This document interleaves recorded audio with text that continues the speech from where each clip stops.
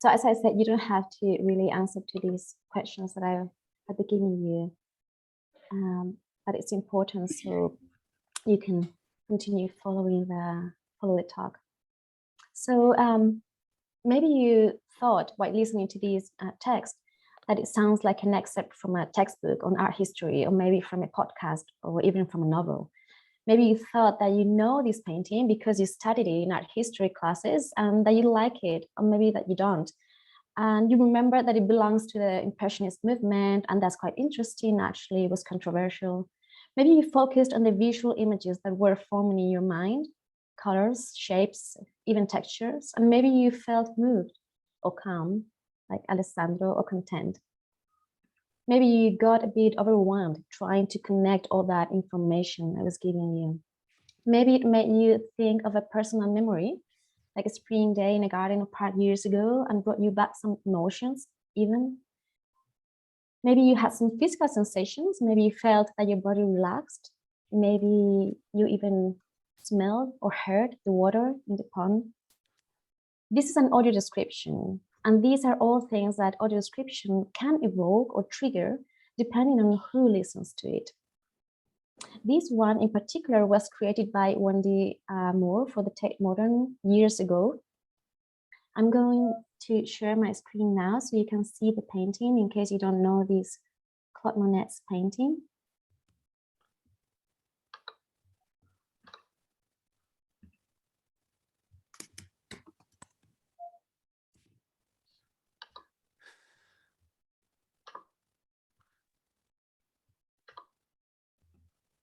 It is this one. Can you see it? Nick? Thank you. Yes, yes. So the source text, if we think of it as a translation.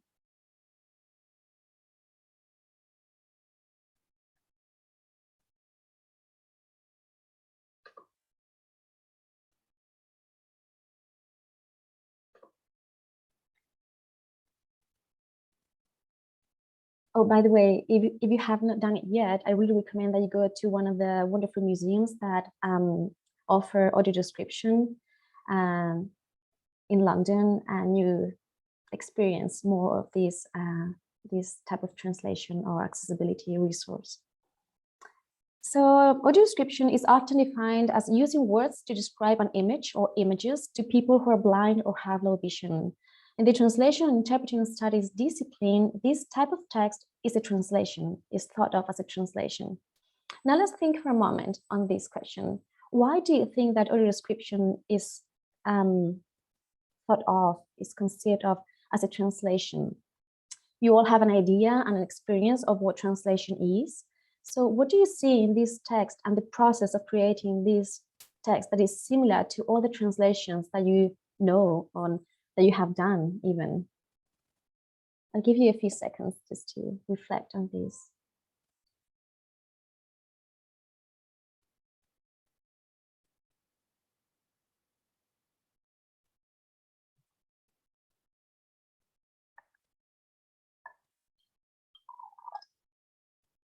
I know there are some researchers in audio description and audio describers here, so you're of course more than welcome to share these, to share your thoughts on this too.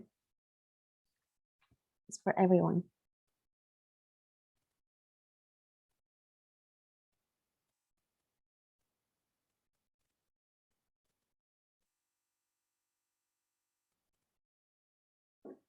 Well, there are different ways of understanding and explaining what translation is. And these models or definitions of translation continue to evolve and change with new ideas and data about how translation is done and used in the human world and what it could be or even should become. One important element in how we think of translation today is access. Access to a text, access to communication, access to society. Another one is diversity, human diversity, and translation and interpreting give access to an individual or human group to a text that is not accessible or not as accessible to them as to other people in its original form. And more than that, they give access to an experience. They give access to an individual or human group to an experience triggered or fostered by a text that is not as accessible in that original form. And audio description also gives access to communication, to a text, to the experience of a text, to people who cannot access it in its original form, mainly because they cannot see it at all, or they see it only partially. However, remember that audio description is being promoted more and more for people who are not blind nor have low vision.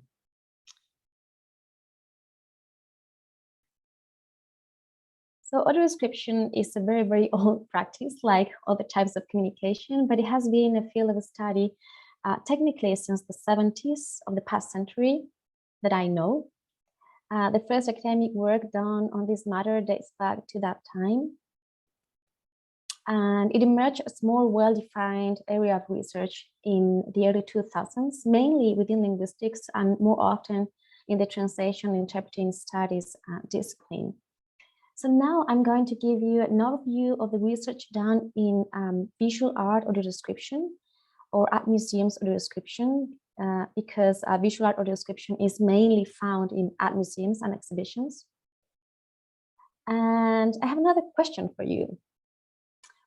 What can we and should we study about visual art audio description? What kind of questions can we ask and try to answer? And should we ask and try to answer? And what is the first question that you would ask about visual art audio description if you were to investigate it, if you were a researcher in this field, or when you started doing research in this field?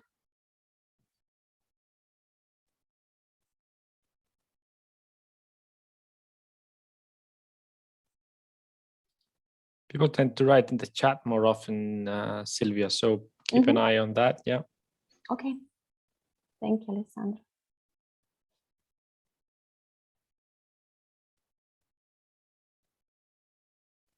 Okay, sorry, I wasn't looking at that. Thank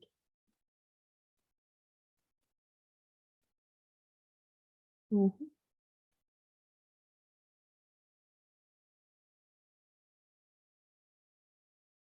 What is the impact of a description on the listener? Yeah, Alison Early, thank you. Yes, of course, that's a very important one. I'm sorry I did not read the messages that you sent about the relationship between audio description and translation, or the definition of audio description as a type of translation. So translation from one mode to another, questions of power, who gets to choose what is included, left out.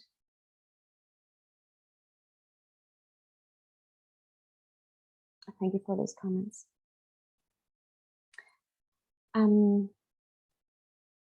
Yes, so definitely the impact of audio description on the listener, or the reception of audio description in the listener.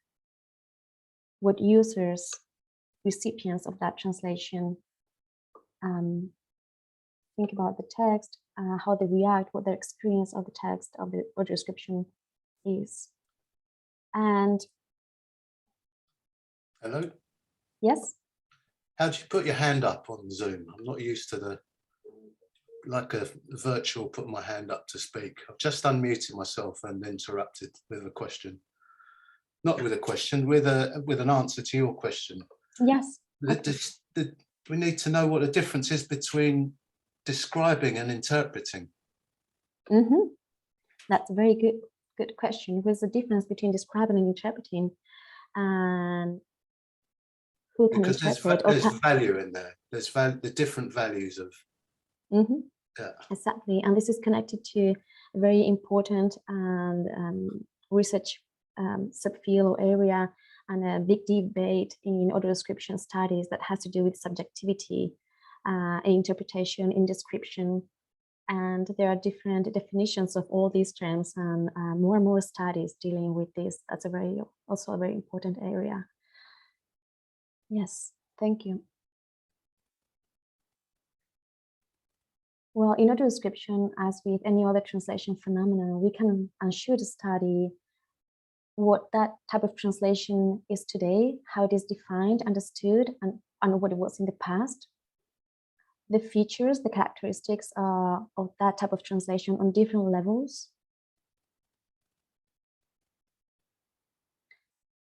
The how, when, where, why, by whom the translation is created, produced. How, when, where, why, by whom it is used, received. This is what Alison earlier mentioned. Alternative ways of thinking about it, of defining that type of translation, in this case, audio description, and also alternative ways of creating those translations or audio descriptions.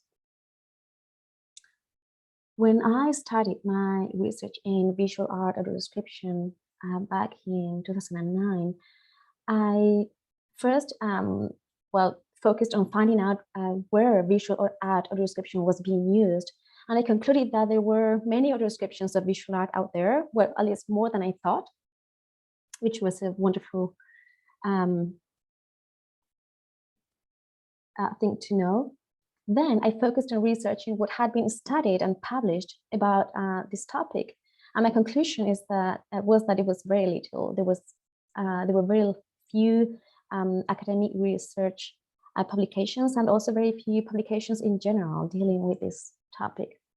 The first study of visual art audio description, to my knowledge, was done by the Royal National Institute for the Blind and Vocalized in the United Kingdom and published in 2003. And this study asked blind and partially sighted people about existing audio guides in museums and heritage sites, including art museums. In 2007, the Coster and Migles had published a theoretical study of the concept of visual art audio description, and they had proposed a method for creating visual art audio descriptions that dealt, among other things, with interpretation and subjectivity and ambiguity, something that Nick, I think, was mentioning. There was much more research on film audio description. In 2010, Tomás Alonso had studied audio descriptions in art museums in the United Kingdom, the US, and Spain, just to describe the linguistic features, the main linguistic characteristics of these texts, including, for instance, structure, text organization, and cohesion, among other features. But there was much more research on film audio description, and these investigations had looked at the characteristics of existing audio descriptions for films, the reception of audio descriptions, and also already they had looked at different audio description approaches or styles. But I decided that it was more important to, at that time, at least that's what I thought, to continue studying the characteristics of existing audio descriptions, to continue collecting audio descriptions that had been created and were being used in art museums and exhibitions and some other resources, and to describe how audio describers were translating those visual texts. So I collected audio descriptions from art museums and exhibitions in the UK, the United States, France, and Spain. But translation is communication, and communication takes place in a context. So I also collected information about the context in which those audio descriptions were created and used. I collected documents, different kinds of documents related to those audio descriptions I was collecting, and also data from the people involved in the creation of the audio descriptions. And these included museum curators and educators, museum audio guide companies, and of course, freelance audio describers. And I used, to this end, I used surveys and semi-structured interviews. All these data allow me to know, for instance, that many museums offer both audio descriptive guides and audio descriptive guided tours. The audio descriptive guide is the museum audio guide that includes audio descriptions. There are different subtypes, but it's mainly that. And the audio descriptive guided tour is a guided tour to a museum or exhibition that uses or incorporates audio description as one way, to access the exhibition, the museum, the exhibition, and the paintings or different kinds of artwork. Also, from this contextual information that I collected and analyzed, I learned that there are several audio describer profiles according to professional and educational background, as well as to visual capabilities. So there are at least 3 main museums, art museums in the United Kingdom and in France that have had blind audio describers to create audio descriptive guides and tours and guided tours also. So the profile of the audio describer not only varied depending on the professional and educational background, which it's reality too, and it's a very interesting area, an important one, but also depending on their visual capabilities. And also I learned that often curators, educators, and potential users are involved in the process of creating the audio descriptions. But I also learned that there is a variety of tactile, olfactory, and sound resources being used along with audio description, that some museums offer tactile literacy workshops for everyone, but especially for blind and partially sighted people, so they can really understand and better use the tactile images that are designed for them. I learned that some museum guides foster participatory collaborative audio description during the tours, and much more, of course. But going back to the texts, to the audio descriptions that I collected, I used several linguistic and visual communication theories to study the type of information included in the audio descriptions and also the way in which that information was conveyed. My initial goal was to identify the most frequent approaches and features in the audio descriptions. And I followed a corpus linguistics methodology, including lexical analysis software, to help me do that in a more systematic way. Now, this was a quantitative approach, as I wanted to focus on the more frequent features, and I needed to use quantitative data, numbers, figures, statistics, to extract or abstract the regularities. Another study that was carried out by Elisa Perego used a similar method to also to describe the linguistic features of existing visual art audio description at the British Museum. That was also a very important corpus-based study of visual art audio description. And these 3 studies, Tomás Alonso's, Perego's, and mine, the main results from these studies show that the most frequent visual art audio description, the prototypical visual art audio description found in museums and galleries, was something like this. So I'm going to ask you once more to just listen to a text that I'm going to read aloud. As I said, if you want to focus more on the text, on the audio description, please close your eyes. We have a few moments to do that.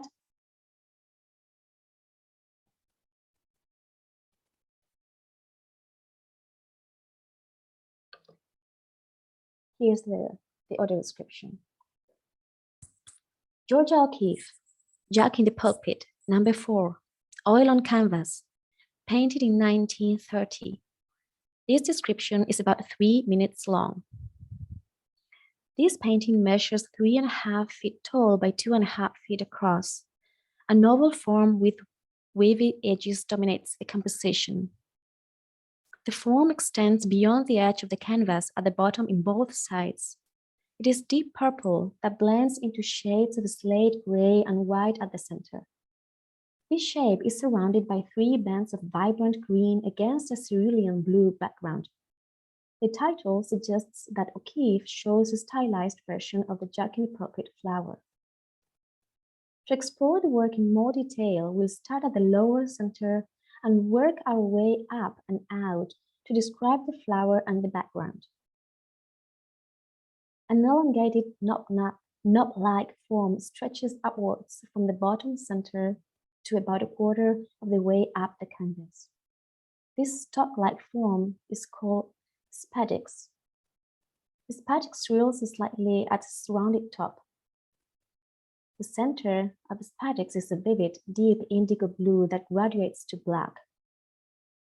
This dark spadix is silhouetted against an eggshell white area that flares out and up to a point, almost like a candle flame. A narrow blade of white reaches upwards from the top center of the spadix and comes to a point that ends about 3/4 of the way up the canvas. Thin bands of indigo blue border the white foam where it swells upwards. The main oval-shaped petal nearly fills the composition. The petal is painted with deep plum purple and black, except where 2 lighter gray areas shape the oval near the upper left. The petal edges curve and dip irregularly, and the tip of the petal narrows to a twisted point. Green bands, perhaps leaves, seem to be layered behind and above the central petal. The innermost band is a vivid spring green where it touches the central petal, and the outer band is a sage color.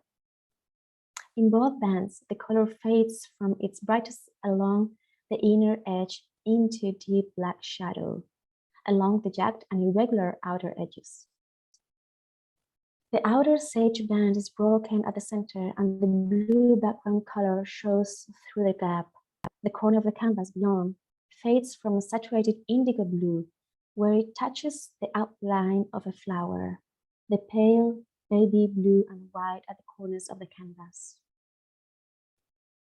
This was a long audio description, a very detailed one. This one was created by the education department, as far as I know, at the National Gallery in Washington.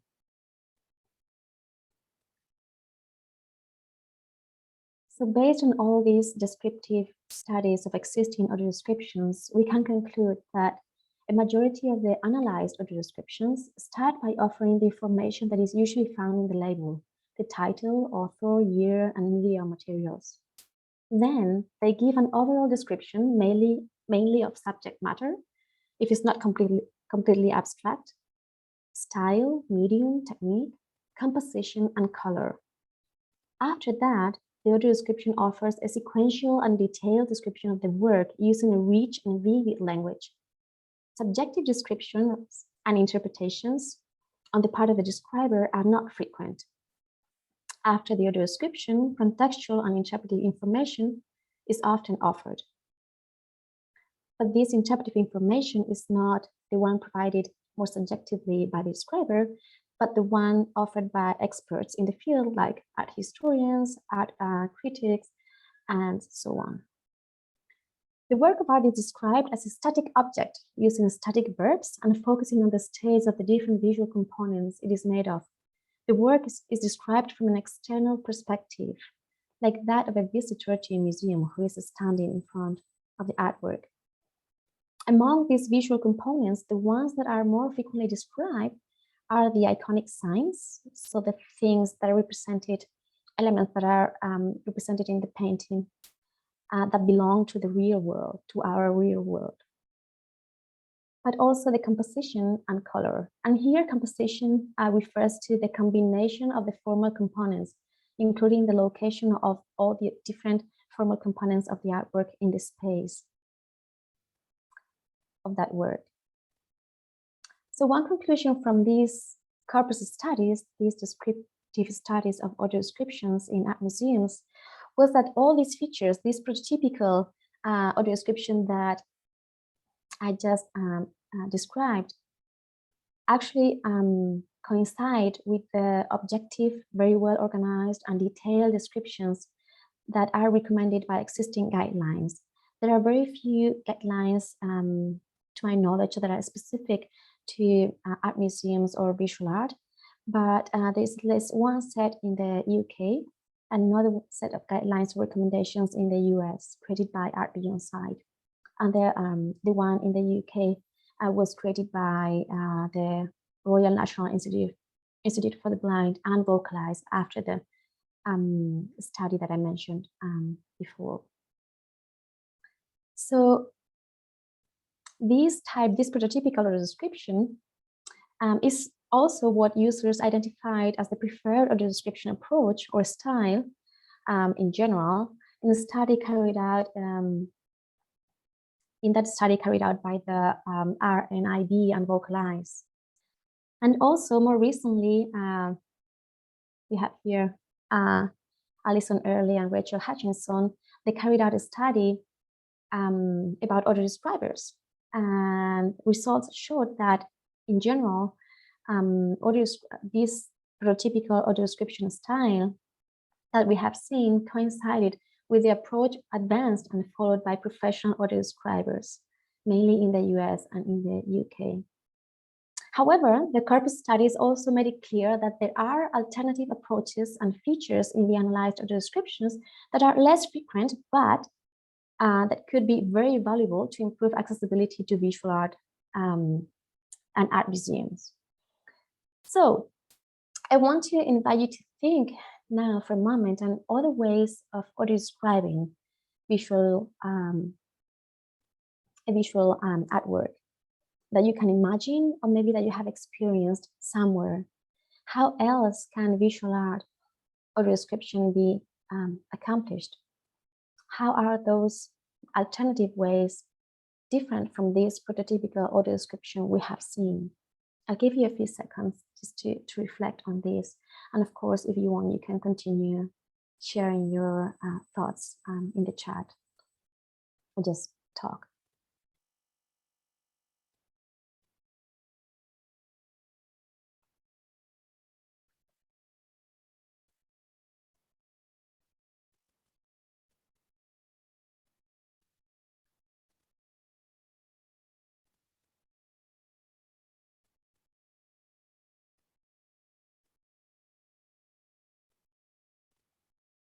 Any thoughts on alternative ways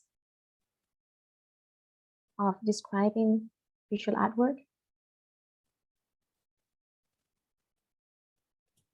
Hi Silvia, it's Rachel. Can you hear me? Yes. Oh, good. Okay. Sorry, I have a new computer, so I'm having a few issues with my tech. But one thing that I've come across has been the idea of kind of group or collaborative co-created audio descriptions. Yes. Yeah. Yes. Definitely. Yes, as I mentioned, there are some museums where educators who are in charge of guided tours for blind and partially sighted people have been doing this for a while, and then there are many other sources of useful information like art gallery teaching techniques that are being implemented and used in audio description, but also for audio guides, definitely. And there are some research projects on this, as you know. Yeah. Thank you for that, Rachel. Alison, yes. I'm going to turn my camera on as well. So hang on a minute. Let me see if I can get. There we go. I'll keep doing it on and off. Sorry. It's okay. Technological incompetence. Hello. Lovely to put a face to a name I've seen so often as well. But I just so one of the things that actually I've had discussions with Rachel and also Hannah Thompson, who I'm not sure if you know, but is basically about where you put context in audio description, where you put because Hannah's been working on developing, she's interested in kind of creating an aesthetic experience for people who are blind and partially blind, in the same way that sort of Georgina Cleage has discussed, you know, is available to people who are fully sighted. And for me, I have had, as a psychologist, and interested in how you layer information together, and also as somebody who I don't really get much of an aesthetic experience from art. What engages me with art is context. And so Hannah and I have been having these discussions about me, who thinks that aesthetic experience is overrated, and her who thinks kind of context is something that destroys the potential for people to create their own image. Because if I was doing it, I would layer in contextual information with the description, because it kind of, for me, it hangs things together more effectively. But Hannah's very much on the kind of aesthetic description, and I've had similar chats with Rachel, and she's like, you know, same thing. You describe first, you contextualize later. So I'd be up for throwing that all in the air and contextualizing as you're going through. Well, thank you for that, Alison. Well, as you just said, the thing is that different people experience art and the world and so many other things, but let's focus on visual art in different ways. We know that thanks to different studies in psychology, in your field, and in art education, in education in general, in visitor studies. I'll be talking about those, the importance of those differences in profiles, in visitors' profiles, and in the people who experience and use audio description. Thank you for that. So yes, context is important. For some people, it's just essential. For other people, it's just a complement to the aesthetic experience. So it's important to, for example, see where contextual information is included in the audio guide, for instance, in an audio descriptive audio guide. It's important to see who prefers to have the context first and the visual information later. Yes, all those are very important research questions that we have been trying to answer, and we have answered partially, but still much more research is needed, definitely. And so from those corpus studies that some other researchers and I completed, one minority or less frequent feature was subjectivity. And subjectivity, as you already said earlier on, is being researched, studied in audio description in general, and it's very interesting and important area. Regarding visual art audio description,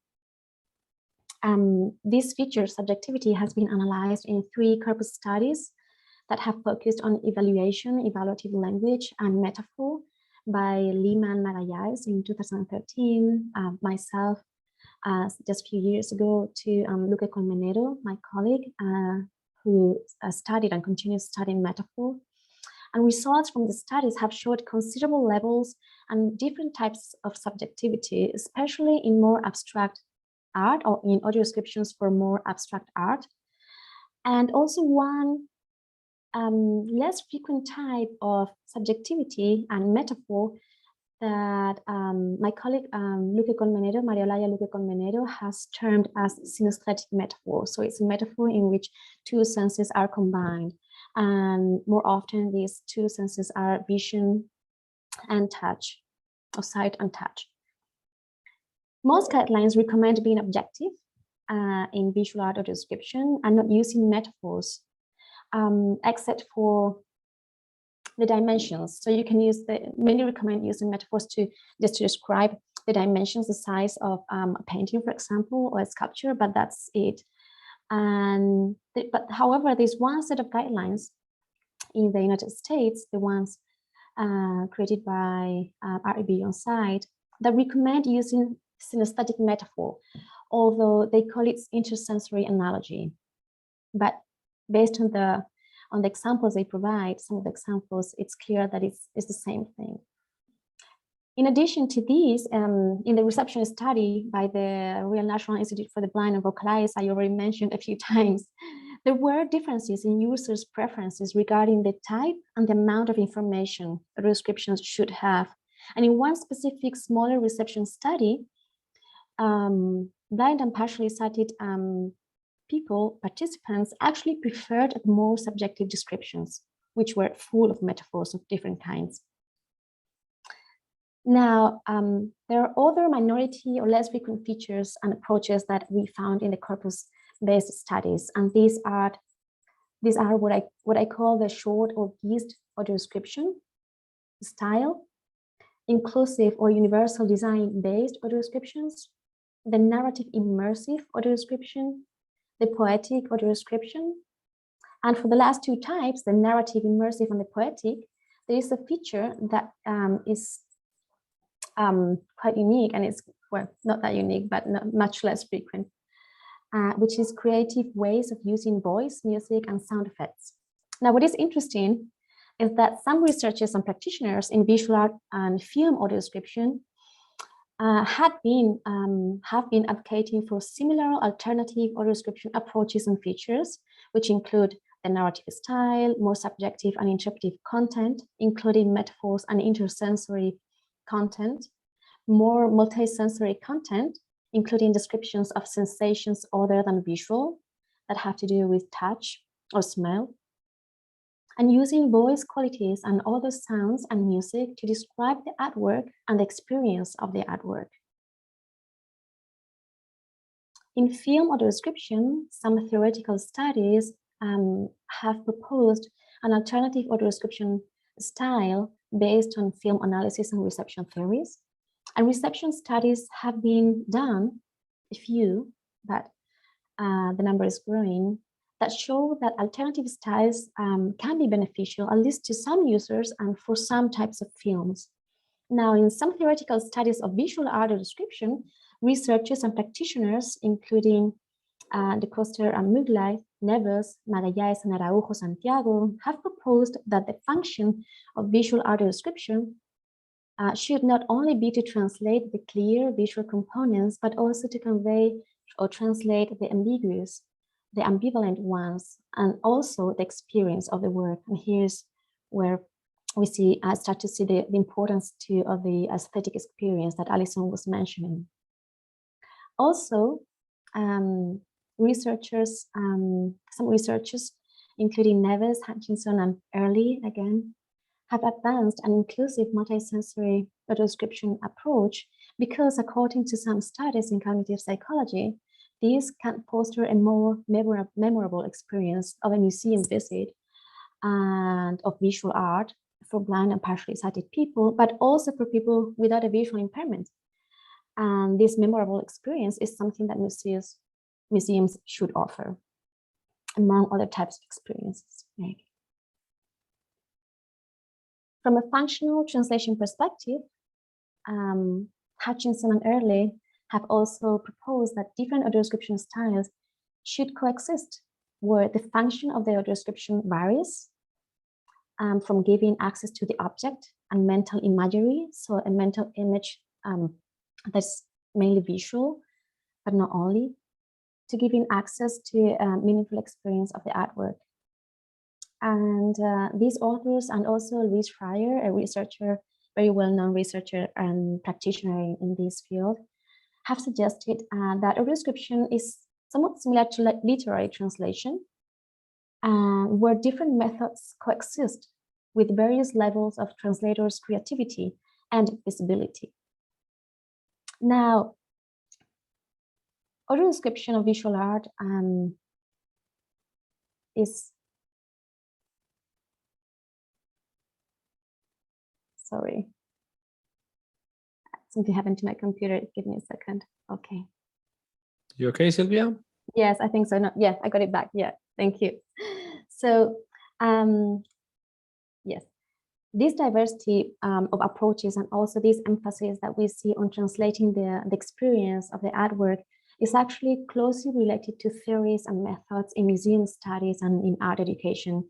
And I was going to say visual audio description is used in the museum context and also in the art education context. So whenever we think about what audio description, visual art audio description should be or could be, it's important to consider that in the context of museum studies and also art education studies. In these two fields, more and more importance is given to visitors' individual experience of museums and artworks, which could and should be complemented with interpretations and factual information given by experts and educators. But also in these fields, it is growingly important that the experience and interpretation are collective and collaborative, that these experiences and interpretations of artworks in particular are built through dialogue and conversation about the artworks. Also, if we look at visitor studies within the museum studies discipline, we see some studies, in particular, there is one by Kitschberg and Trondel in 2015 that showed that there are different profiles among the visitors to an art museum, depending on the type of experience they have. There are, as you may know, quite a few studies dealing with the type of visitor, of museum visitor. But this one by Kitchberg and Toronto focused on one art museum and on the concept of experience. And they concluded that there are three profiles of types of visitor, depending on the type of experience they had. They named these categories: the contemplative experience visitor, the enthusiasm experience visitor, and the social experience visitor. For the contemplative, these visitors have a high degree of sentience and sensitivity to the exhibit. They connect deeply, reflect and think about them, and they improve their understanding of the exhibited artwork too. The enthusiasm experience visitor is a bit different. It's related to familiarity. The recognition of famous art already experienced and known before is the most important element for this type of visitor. And the social experience visitor is one who really values the experience of companionship. And in a similar conclusion was reached for blind and partially sighted visitors in museums and heritage sites in general, and art museums in particular, in studies carried out in the United States and also in the United Kingdom. Again, the study that I mentioned before, carried out by the RNIB and Vocalize. A similar conclusion, meaning that within the group of blind and partially sighted visitors in museums and heritage sites, there is also a great diversity. So there are many different profiles, of course, depending on a number of factors. And in 2017, Simon Hayhoe carried out a study at the Metropolitan Museum of Art in New York that also confirmed this reality, that among blind and partially sighted visitors to this art museum, well, some prefer one type of experience and are able to have and actually have one type of experience, while others have other types of experiences. So, and one important factor, but not the only one, but one very important factor in these differences in visitors' profiles are their visual capabilities. Some studies of blind and partially sighted individuals have showed that visual imagery is common in people with visual memory, but congenitally and early blind individuals have other types of mental imagery related to other senses, including touch, smell, taste, proprioception. So all this information and even more studies and knowledge, useful and valuable knowledge that is out there from different disciplines, all this indicates that a variety of audio description approaches could be useful to improve access to visual art for blind and partially sighted people. So different approaches, different styles for different individuals. In this case, we're thinking mainly about blind and partially sighted people, but I mentioned a couple of times that audio description is being promoted and for people who do not have a visual impairment and used in different contexts for people who do not have a visual impairment. So the question now, I think, is what should we do now as researchers? So again, I invite you to think for a moment. We have identified some alternative audio description styles in the corpus studies, in the descriptive studies. We have all these different studies in different disciplines that suggest that these could be beneficial, these alternative audio description styles. So how do we continue from here? What do we do now?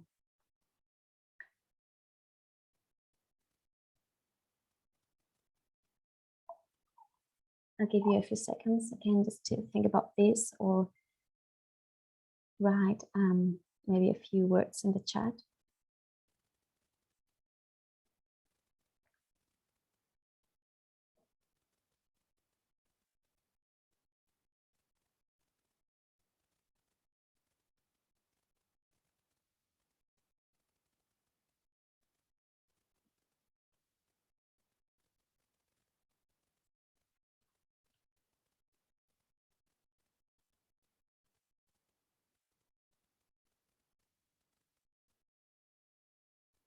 Well, after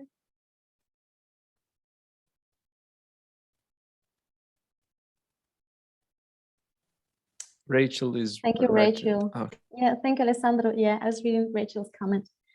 Yes, Rachel thinks it's important to try to develop how we evaluate audio description mediated experiences, so we can find common ground across diverse and interdisciplinary fields. Yes, that's a very good idea and suggestion, and something that has to be done.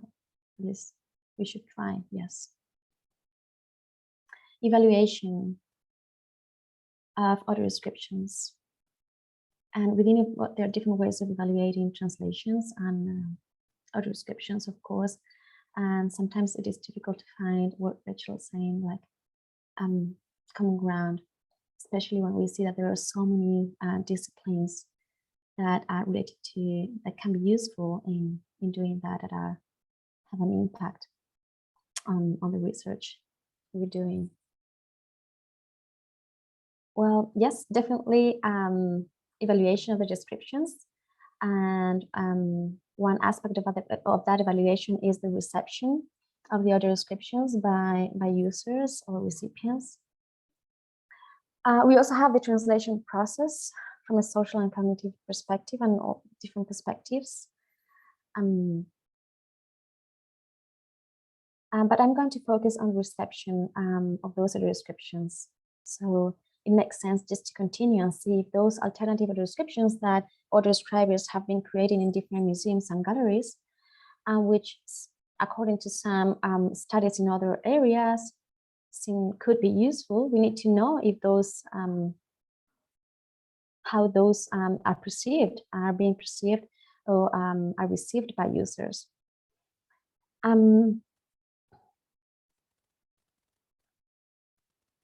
So reception studies is not a new field within translation and interpreting studies. And in the past, I'd say probably 10 to 15 years, more and more reception studies have been carried out in the field of audio description, mainly for film audio description, but not only. And also in my case, I had participated in one reception study that my research team at the University of Granada, the research team I belong to, called Tactile, Translation and Accessibility, carried out. It was a pilot study in which we used surveys to ask users about their opinion of different aspects of the descriptions and to assess their remembrance with various different audio description styles. It was a small study, but looking at the results and also looking at other research being done in this area. Okay. Sorry. Yeah, it was a small study, but we realized two important things. First, users were extremely positive about the resources in general, like very, very positive. And secondly, we didn't really know why, because we did not know them well enough. We didn't have enough information. And of course, these surveys are usually combined with interviews and focus groups to get more information so you can make sense of the data from the survey. But this was just a pilot study that was useful in deciding how to design reception studies. But also, at the same time, my colleague Olaya Colmenero and I had founded a non-for-profit organization called Kaleidoscope. And we had started doing activities, projects in museums and galleries and monuments too. And we also noticed that in the interviews and even sometimes we administered surveys after the guided tours, we noticed in the responses that once again, visitors, participants in the guided tours were extremely positive. It's not that we don't think that we were doing a good job. I think that we all, and the group too, we were all having a wonderful, meaningful experience. However, we wanted to know more and to know better. So Maria Olaya Luque, my colleague, and I decided to design a reception study of those alternative audio description styles and features using the focus group methodology, which has already been used in some of the studies that I mentioned today. This is a qualitative study, like the one also in which we analyzed the least frequent approaches and features, because the goal is not to obtain quantitative data such as figures, numbers, statistics, but rather to get explanatory and detailed data on the topic that we're researching. So following some theories and methods of art education that focus on the importance of individual experience, interpretation,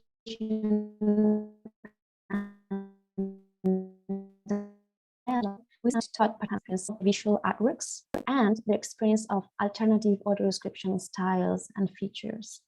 We met, can you hear me well? Alessandro, I just got a message from my computer saying that my connection is not good. So No, we can hear you, Silvia. The audio, okay. The audio is very. Okay, wonderful. Thank you.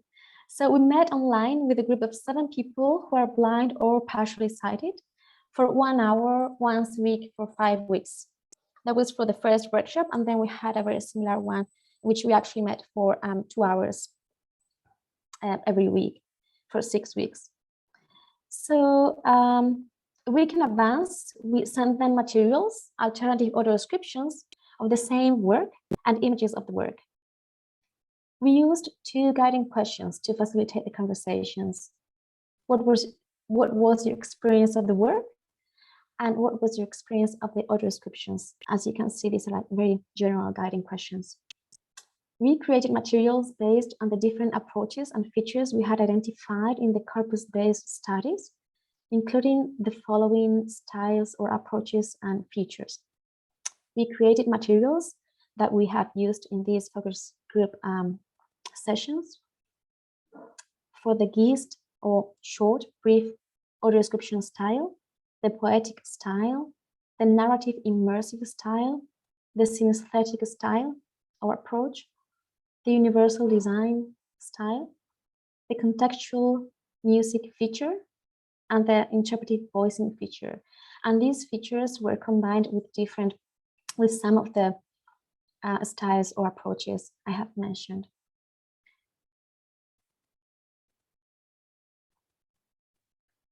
So today, we don't have time to explore all the results and materials from all the sessions, of course, but I'm going to focus on the poetic style to illustrate the design of the study and also to look at some interesting results.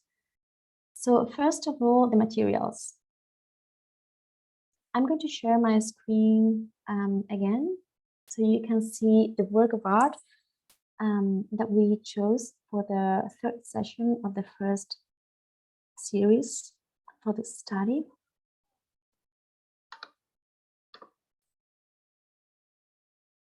Which is here.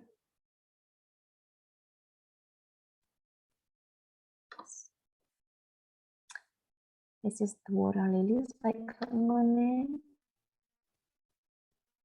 Oh, this is Jack in Pocket, which I forgot to share before. This is the painting. Okay.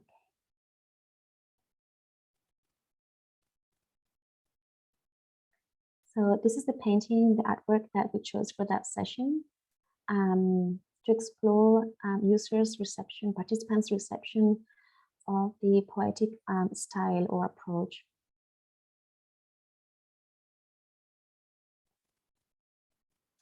I'm going to stop sharing now so you can keep that image. I want to focus on the description. Well, as to the participants and the procedure for the study, participants in the study can see the work. They choose whether they want to see the work first and then listen to the audio descriptions, or to do both simultaneously, or to listen first to the audio descriptions and then see the work only at the end. Some of the participants who have low vision decided to not to see the work at the beginning and wait until the end. But we did ask participants to listen to their alternative audio descriptions in a specific order, which I'm going to follow with you now. So I'm going to read the first audio description.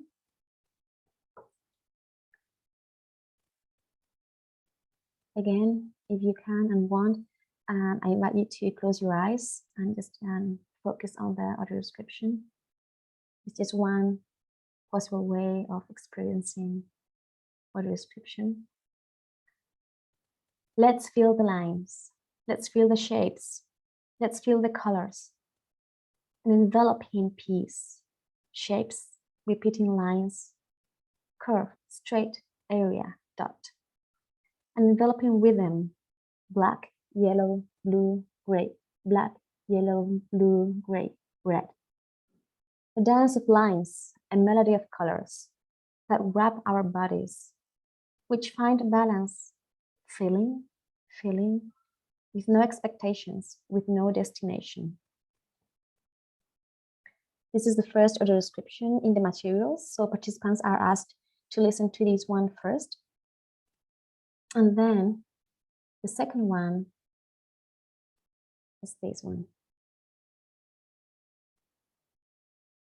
Within the tangled mass of swirling, looping black and gray lines, taking up the cream canvas of this long, dynamic, abstract painting, nearly 19 feet wide and only 2.5 feet high, almost vertical, thicker black lines at more or less regular intervals, with blobs at top and bottom, suggest a frieze of frenzied dancers. This sense of rhythm is heightened by evenly spaced patches of yellow and blue, and smaller blotches of red, purple, and other colors. The work is called Summertime Number 9A, and the American artist Jackson Pollock created it in 1948 by literally dancing, or at least moving rhythmically, around the canvas laid flat on the floor, dripping and flinging house paint from a stick or brush handle, or pouring it direct from the can. Here, he's talking about his method. I paint on the floor, which isn't unusual because the Orientals did that. Most of the paint I use is a liquid, flowing kind of paint. The brushes I use are used more as sticks than as a brush. The brush doesn't touch the surface of the canvas. It's just above. The flowing lines here certainly have a calligraphic quality about them, and the sweeping arcs give a real sense of Pollock's arm swinging just above the canvas. He tended to work in trance-like bursts, only stopping when he felt the painting looked as it should. He said that the floor allowed him to be completely in a painting, almost unaware of what he was doing, so the painting took on a life of its own. Pollock often listened to jazz while he worked. Summertime Number 9A is probably the closest anyone could get to a visual representation of jazz without actually writing notes on stuff. Pollock's exuberant lines are a direct expression of pure feeling, reflecting his belief that the modern artist is working on expressing an inner world. In other words, expressing the energy, the motion, and other inner forces. It's because of his liberation of the line from its traditional function of depicting objects that he is considered to be one of the major exponents of abstract expressionism. Pollock achieved the mesmerizing balanced perfection of Summertime Number 9A freehand in an age before computers. But what's even more extraordinary is that recent computer analysis has shown his innate sense of harmony was far greater than previously thought. This is the second audio description. The first one is based on Claire Barthelly's audio description of window shopping by artist Eric Attan for the McVall Museum in Paris. Claire Barthelly is one of the 3 audio describers who are blind that I mentioned earlier. She has worked for the McVall Museum in Paris and also for the City Art Museum, Modern Art Museum in Paris that I know. She has probably worked with other museums and exhibitions. And the second audio description is the one created by Wendy Moore for the Tate Modern, from the same audio guide that I mentioned before. Now, I have another question for you. Okay, take a moment to think about these two audio descriptions, and especially about the first one. What is different about the first audio description, the poetic one, the poetic style or approach?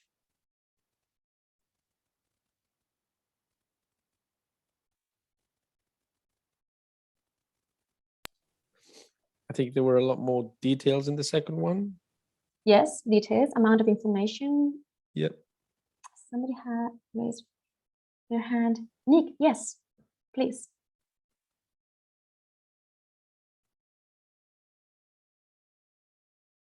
Nick? Nick, you're muted. If you're speaking, we can't hear you because you're muted.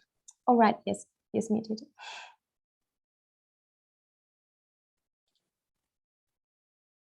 Nope.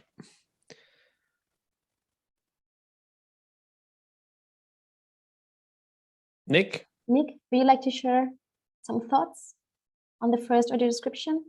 Alison? Yeah, we can, yeah, please, Alison.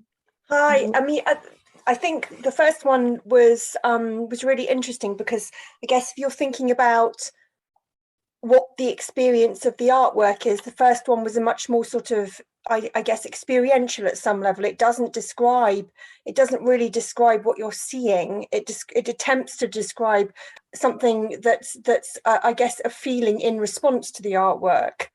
It's a sort of to a greater degree. And then the second one is a sort of traditional description first, some sort of level of sort of subjective interpretation, but then a lot of fact that contextualizes, you know, kind of what the artwork was about, rather than necessarily. Neither of them massively describe the artwork, I think, but the second one obviously has got a lot more description than the first. Yes, yes, thank you. Thank you, Alison. Those are exactly the main differences between the two. The second one is more prototypical and traditional, objective, well-organized type of description of visual art. But you're right, even in this one, the amount of information, of descriptive information, not contextual one, just the descriptive one, is smaller as compared to other descriptions of works of art that are less abstract, that are just a little bit abstract, or that are figurative, representational art. And so even in the corpus, we already observed that abstract art is usually described, the visual components of abstract art, and often described more briefly, and then more contextual information is offered regarding the process, the meaning, the interpretation, the intention of the author, and so on. This is kind of a general trend that we saw also in the corpus. Yes, and the first one, yes, about more about feelings, emotions, sensations, like the reaction on those levels, users or viewers' reaction to the painting on those levels. So it's definitely more subjective. Or it's clearly subjective. Nick, would you like to share any thoughts on these? You can also write it, those down in the chat. I'm just working it out. I'm unmuting there. Okay, you're not muted now. Thank you. Yeah. The first one I thought was almost like an echo of the visual. It was, in as much there was punctuation to the way it was describing it. There was space between in the formal aspect of it, and there's space in the audio aspect of it.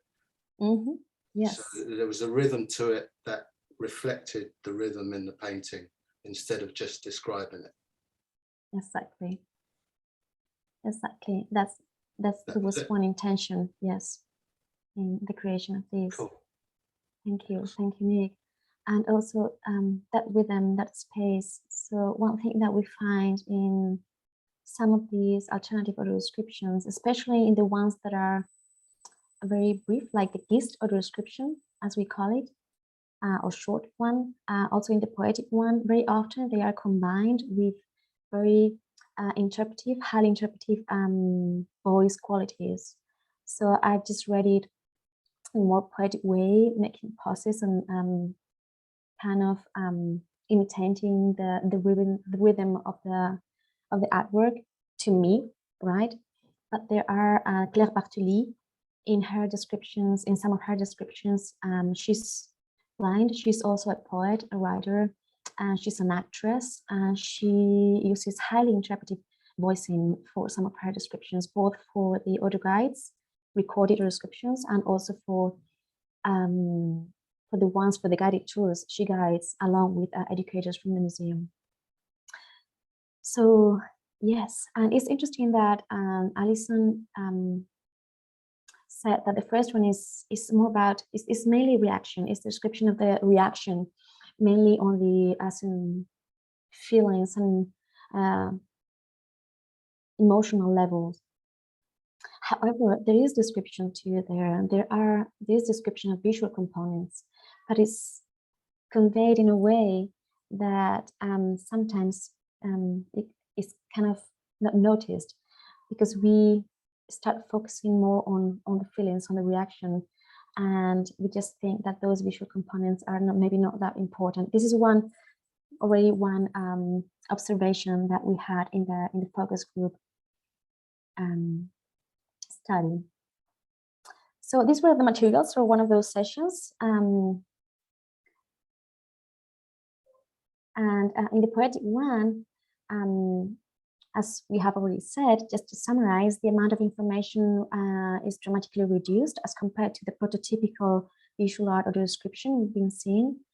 The syntax is simplified and non-standard, as in many poems, as in poetic genres in general. Well, it depends. There is narrative poetry too, but it's as in some poetic subgenres, I should say. The location of the visual components is not clearly indicated. Metaphors are used to describe the visual components, and there is an invitation to experience the work on a sensitive emotional level, definitely. So the sessions for the focus group study are video recorded. We transcribe them and we analyze them, and to do so we use a qualitative analysis method called inductive coding, in which we read the texts and start to identify the different topics and ideas with codes, which in our case are nouns and nouns with modifiers. And then we classify those codes into larger categories and themes. This is a very common qualitative data analysis method that we chose for our study. This analysis helps to classify the information and to find possible connections between different aspects of the experiences that participants describe. So I'm going to mention and explain some of the results regarding these materials, this session of the study. So results showed that both the experience of the work and the experience of the audio description styles, these two styles we've seen, varies among participants. They all had quite different experiences of the artwork and of the audio description approaches or styles. The perceived advantages of the poetic style are the emotions and sensations it conveys, the fact that it offers something new, a new approach, and that it is an invitation to feel visual art through other senses, namely touch. The disadvantage of this style is that it is too general. The description is too general. It's not descriptive or specific enough. So it could apply to many different works of art and even images outside the visual arts in the real world. That's what they expressed. It does not allow to build a detailed visual mental image of the work, and it does not offer contextual information to help understand the work, both of which are deemed very important by some participants. Lastly, it can have too of a big influence on users, not allowing them to have their own conceptual, sensitive, and emotional experience. The poetic audio description is defined, or was defined, as a text where the author has expressed in writing their personal experience of the work. This is also a result from the study. So this is how one participant described the work. It was described, the poetic audio description. The poetic audio description was described as profound and beautiful, but it was not considered to be an audio description. And this led to a discussion of the definition and the function of audio description in visual art during the focus group session. And there were different opinions in this regard. So some participants clearly stated that that shouldn't be called an audio description because it's confusing, it creates expectations. So we started to discuss whether we could find a different name for that, different names for different approaches that create a more accurate or adequate expectation in the person who is going to use that resource. Thinking, for example, of an audio guide in which you can select different kinds of audio descriptions to create the experience that you prefer to have in that moment. And some participants were in favor of finding different terms, names, titles for the different approaches, while others just said that that's an audio description. It's just that we need to reconceptualize what audio description is.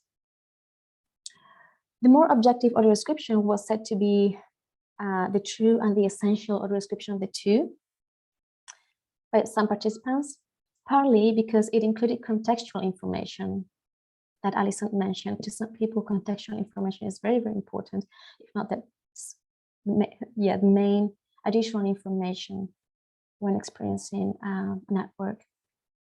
This is related to the participants' concept of visual artwork, of a visual work of art, which was explained or defined by one of them as an artistic object in context.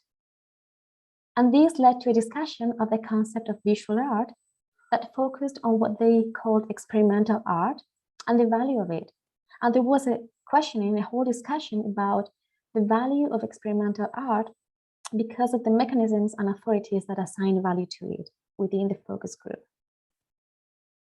So we can conclude that the study showed that participants' experiences of audio descriptions have several layers, definitely, since the discussions progressed from very individual levels of experience, conceptual, sensitive, emotional, to much broader questions regarding the very definition of audio description, its function, the terms we use to refer to it, and the value of visual art, actually.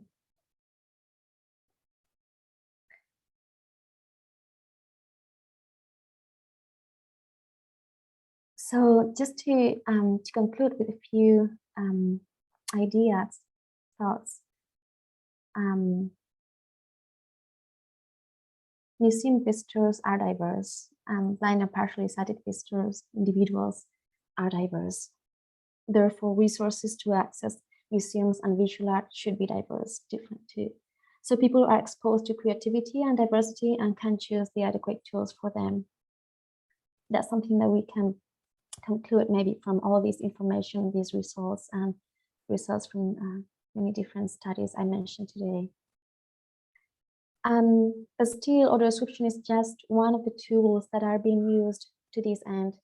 Composers are creating musical pieces to translate artworks as we speak, maybe. Designers are creating tactile images and replicas. Perfume experts are creating olfactory experiences or translations of paintings. And dancers are translating artwork into movements.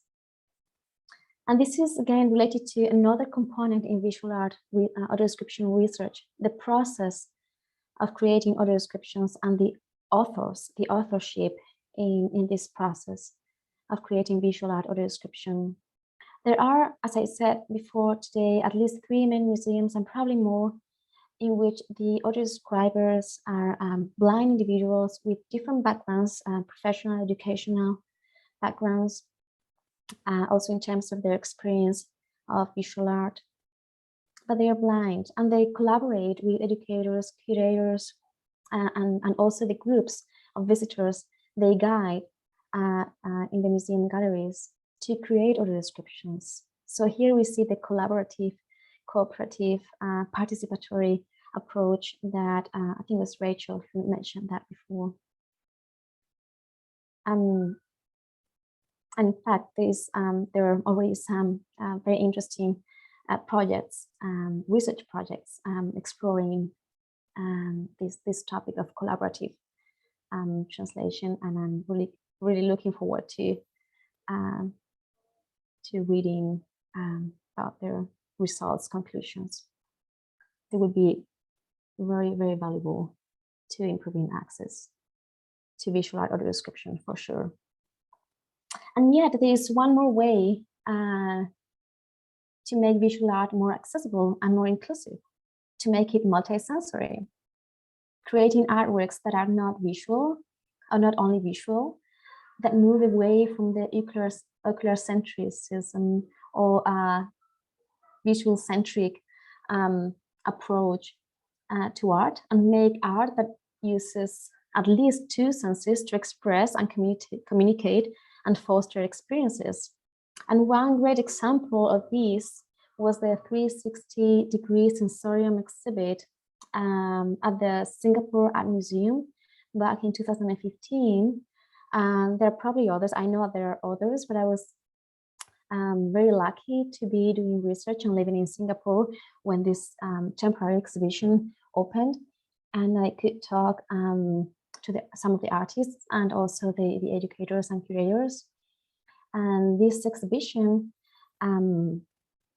included mainly installation work, but not only, by I think it was 6 artists, young artists, socially engaged artists, also from Southeast Asia, who had created these artworks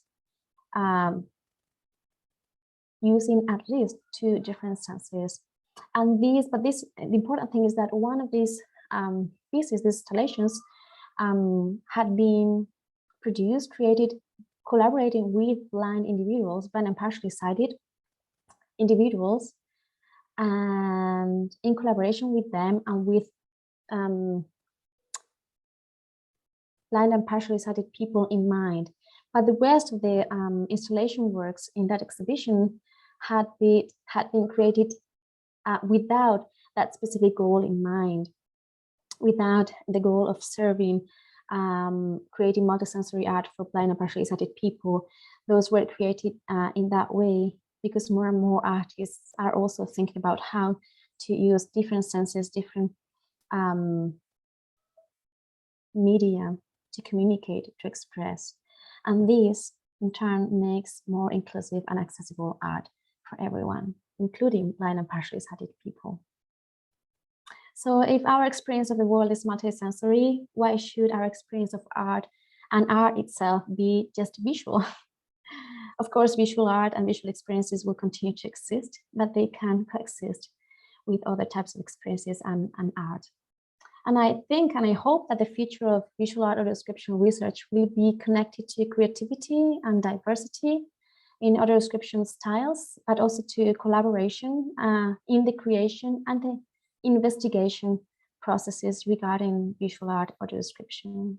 Sorry to interrupt you, Silvia. I've just realized there's Zoom is telling me that there's another meeting that's down to start. So if you get interrupted, it's okay. I just finished, so. No. Sorry, but because I thought that because the other meeting is down to start now, that this meeting would be ended abruptly by Zoom, and that we would have to no opportunity to discuss that. But it's not happening, so I'm sorry about that. You can actually continue and okay, sounds open the floor for discussion.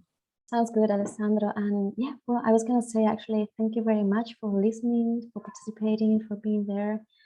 And now I'd love to hear some questions, comments. Yes, please. We have some more time. So if you have any questions, please feel free to unmute yourself. I don't think you need to click on the raise hand button. Just feel free to ask a question if you have one, or to write it in the chat if that's easier. I'm ready. Hi there. Thank you so much.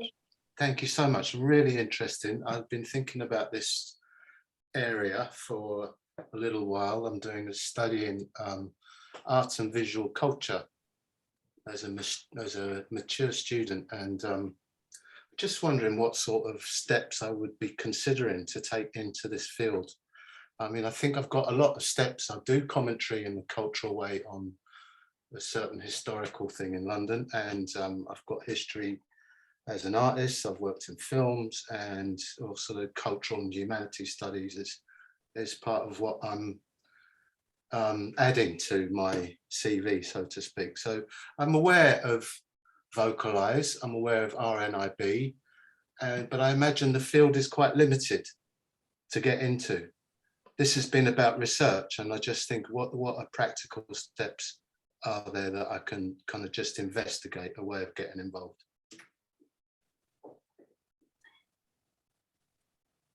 Well, quite a lot there, isn't there?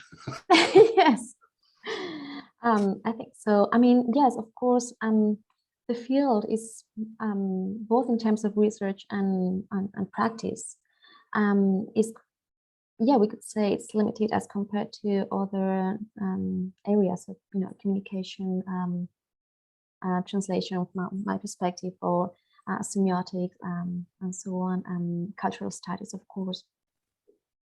But I still think that there's much more out there than we tend to think. And even within the UK, I'm not, of course, around the globe, and there are many countries, of course, and areas of the world where I have not done any research, and I know there is more than we know. But even within the UK, there are organizations and groups and researchers doing amazing work. And as you said, sometimes it's also a matter of looking for them and looking outside your area. As like you said, it's very important to combine different areas and think of what other disciplines or what other companies, organizations can be doing something that is relevant to our research. That's something that I noticed, I learned through my research. Sometimes I suddenly, for some reason, got to know that someone in a discipline, in a field that in an area, in a company that I had not thought of, was doing actually something about this. I don't know if that helps you. Maybe it opens more questions. It poses more questions, but or difficulties. But it's not easy because there are people and institutions doing important, relevant things, but sometimes these are disconnected, and there's not enough information, or there are not enough publications that tell you, well, this is everything that is being done.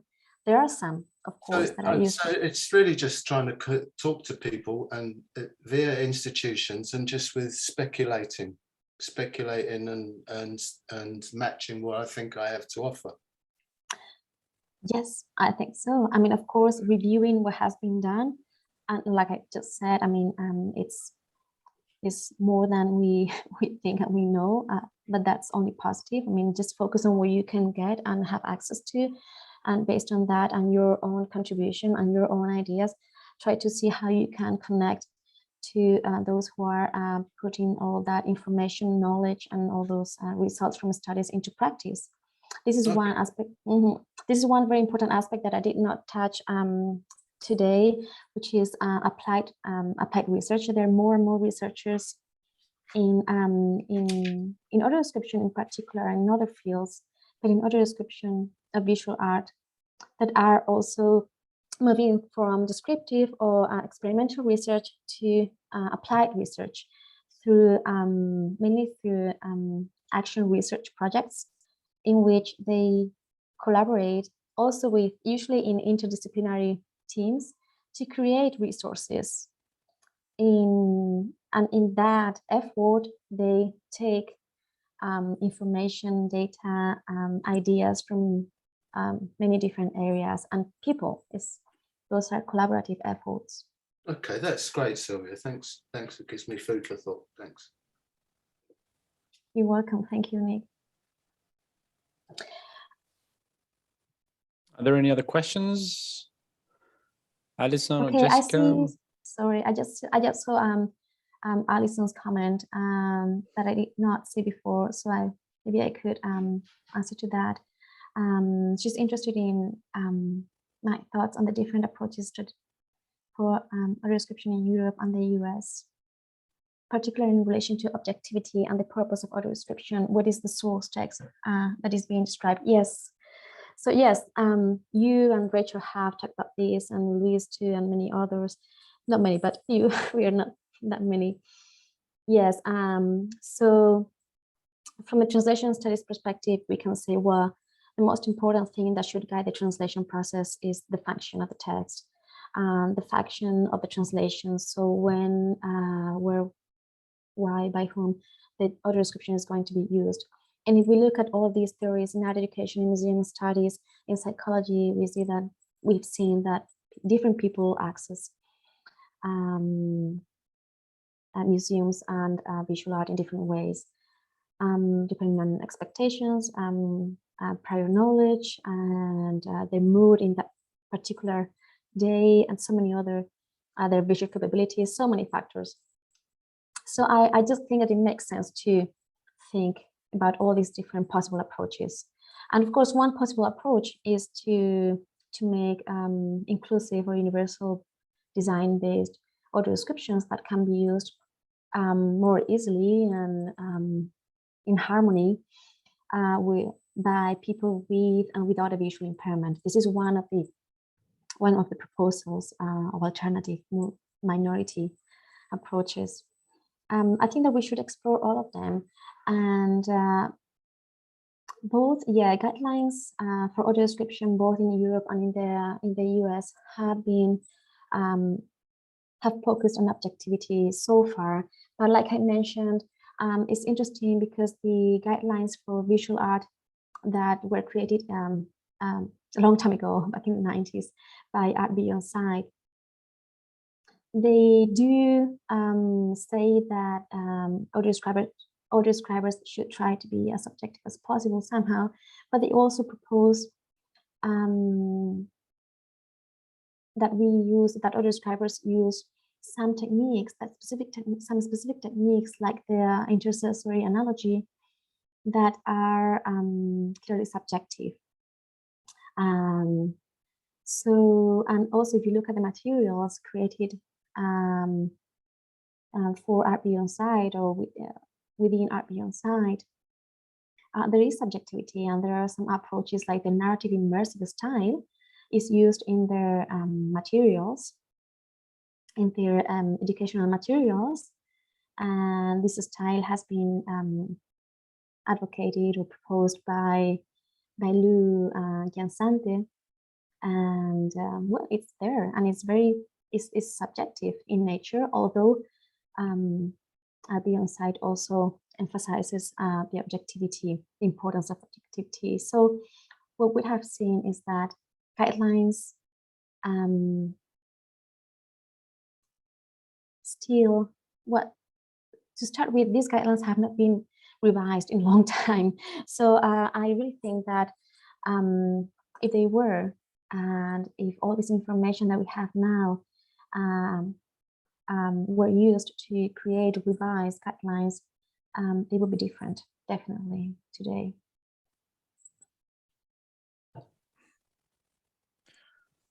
Thank you, Silvia. If there aren't any more questions, please join me in thanking Silvia for this extremely interesting talk, which is also being recorded, so it will be available later if people didn't manage to attend the whole session or want to share it with other people. I think it was extremely insightful and interesting, and I thank you, Silvia, again for doing this. Magali is not here, but thanks, Magali, again to putting me in touch with you for organizing this. I know that we've had actually to, people don't know, but to postpone it twice, particularly because of the strike that was taking place last week here in the UK. But I hope there will be more opportunities. I hope we can manage to meet in person at some point and have more conversations about this fascinating topic. Thank you, everyone who's still here, for attending this talk. This is the last of this year's Modern Languages Research Seminars. Hopefully there will be more next year. I don't know, Silvia, what's your situation, whether you'll be on sabbatical, we'll be doing more research again, but hopefully we'll have more of an opportunity to discuss this. Thank you very much. Thank you all. Thank you so much, Alessandro.